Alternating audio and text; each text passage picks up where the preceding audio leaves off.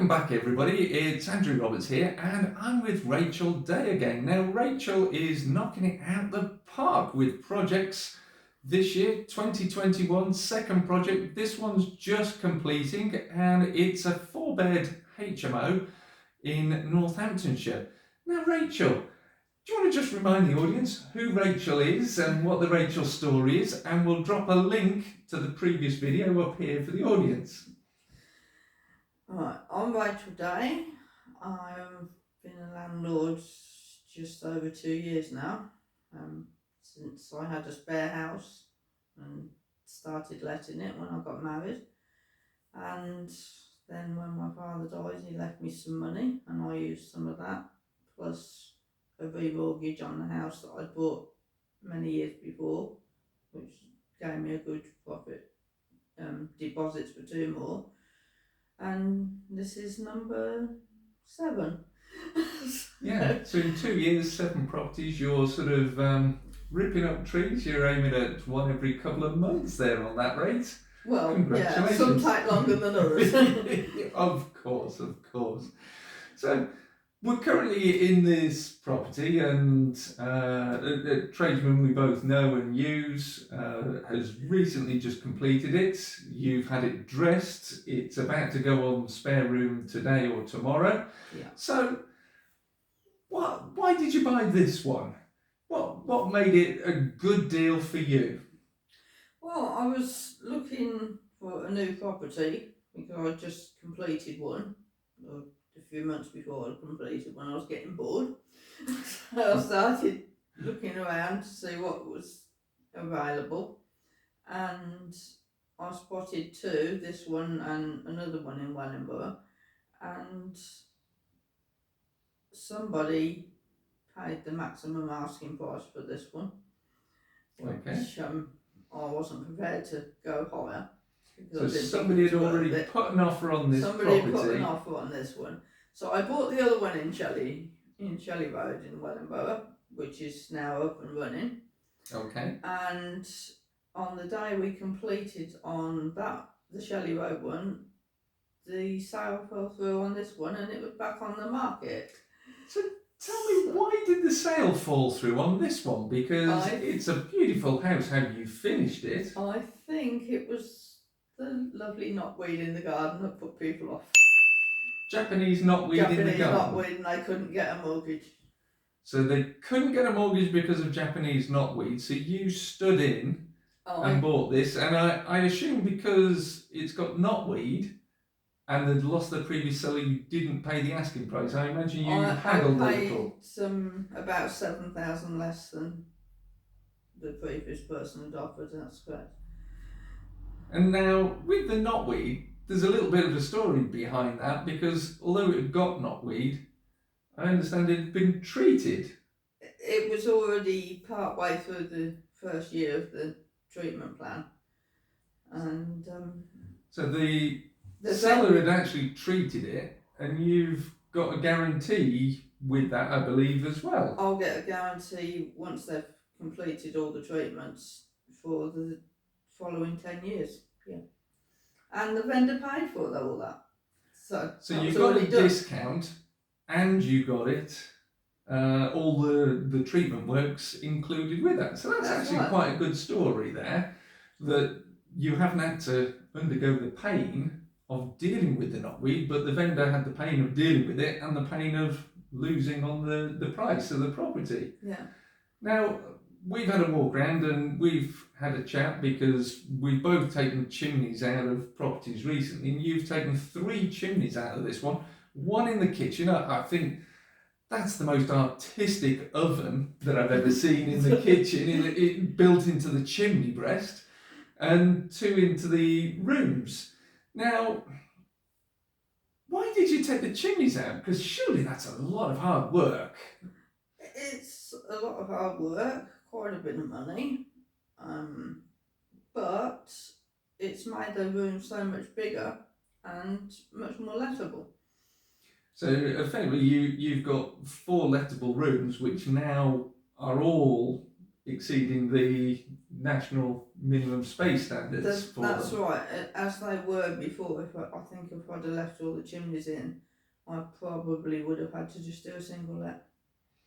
So removing the chimneys has enabled you to turn this into a HMO. That's correct. Yeah. So that's a brilliant little tip there. Sometimes if there's an obstacle in the way, like a chimney, it's not that difficult to remove, providing you know how. I know you've put beams under your chimneys because that's what your structural engineer suggested. I've used gallows brackets, two different methods of removing a chimney and structurally making sure it's safe and sound. But I believe you had a little bit of a fun with the building control as well along the route. Yes, it all went a little bit pear-shaped because everybody thought everybody else had sent the plans to the council. So they started work and then the council weren't very happy. Yeah, so it's fallen between the cracks. So a lesson to learn there is check whose job it is to actually send the documentation off to the council to register the building control, because if you want to use private building control, as we've done in a previous video with Mike Woods here, you know that you have to serve the notice 5 days before you start work. Otherwise you're stuck with the local authority. It actually ended up costing more for the building control than it would have if I'd have got it correctly. Yeah. Or more than if I'd done it correctly for them. Yeah. So it's worth just project managing the builder, the architect, your structural engineer to make sure everybody knows whose job is what. Absolutely. So with this, you're now looking to tenants. I mean, it's a really phenomenal place. I mean, the kitchen, it's, well, what can I say? I'd like that in my house. It's a nice kitchen. It's a very nice kitchen. It's nicer than the one I've got at home. It's just not fair. No, absolutely. We'll have to get Billy round our houses and do a similar kitchen. But no, I mean, do you think that you have differentiated your product significantly from the rest of the marketplace to actually make it better to let? Because I mean, it's a 4-bed HMO. You've got 2 full bathroom suites upstairs, baths and showers. You've got a downstairs cloakroom, toilet and basin. And you've got a kitchen, which I would say would cater for about 20, let alone 4. So, do you think what you've done in the styling, the lounge is brilliant, the furniture's lovely? I've tried to make it as though it's one that I would be happy to rent myself. I do that with any property. Yeah. Not just HMO, single lets as well. I try and do the design so that I would be happy to live there. Yeah. Well, it's important that you create a product that you're proud of and target a particular marketplace that you're not necessarily feeding from the bottom of the market. And I think here you're targeting young professionals, and I would certainly be happy for one of my children to move in here or for myself to move in, because it's a lovely house and it's spacious.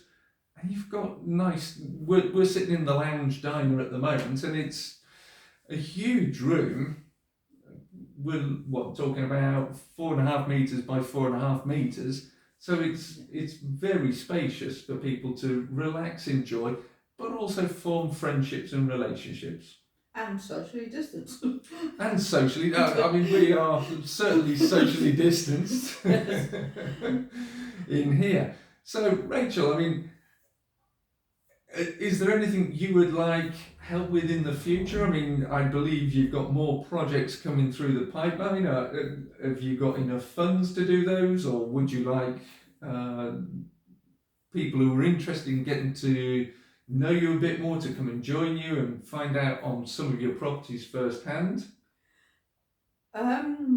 With the one that I've just bought, which at the current time I've sent details to an architect, so I'm waiting for his response on that one.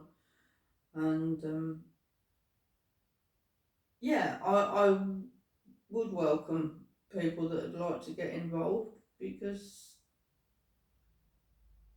developing something new is a new area for me. Yeah. So if anybody's interested, I'd be welcome. No, Yeah, no. anything would be welcome.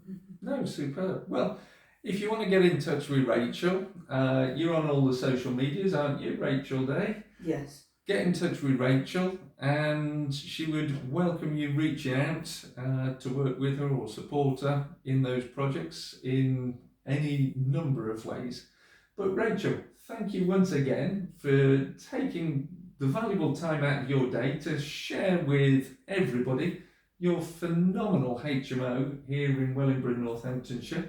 It's lovely, and well, it's very homely as well. Very warm, very comfortable, and I'd love to move in myself. So thank you for taking the You're time. very welcome, Andrew. What are you going to offer? Yeah, now we're talking rent. But Rachel, thank you very much again for joining us. I'm Andrew Roberts from the Great Property Meet, and I've been joined today by Rachel Day, sharing one of her other fantastic projects that she's completed.